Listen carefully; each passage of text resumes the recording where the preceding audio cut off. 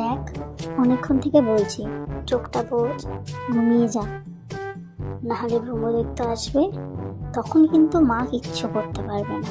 ব্রহ্মদৈত্য কে মা? তোমার ছোটবেলার বন্ধু? এক চর মারবো। আমার বন্ধু কেন হবে?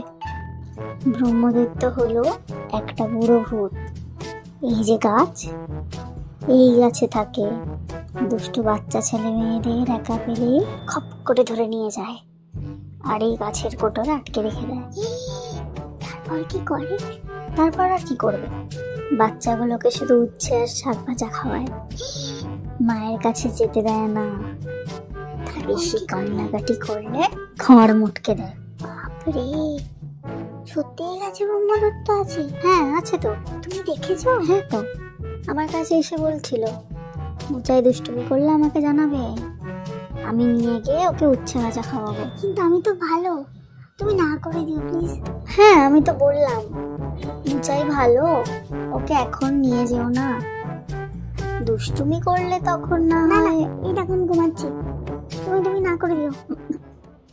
12 o'clock midnight.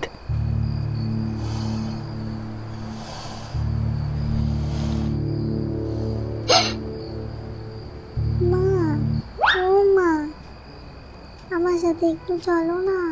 কোথায় যাবো এত রাতে? বাথরুমে। তো একা যা। না না, একা গেলে ব্রহ্মদাদু ধরে নিয়ে যায় যদি। তুমি চলো। হ্যাঁ ভগবান, আচ্ছা চল। মা, দাঁড়িয়ে আছো তো? এই নিয়ে 25 বার বললাম তো দাঁড়িয়ে আছি, তুই তাড়াতাড়ি কর। তুমি একটু আমার সাথে কথা বলো না। বলছি তো আমি দাঁড়িয়ে আছি, তুই তাড়াতাড়ি কর, না হলে ব্রহ্মদৈত্য চলে আসবে। এই, আমাকে ডাকলি নাকি?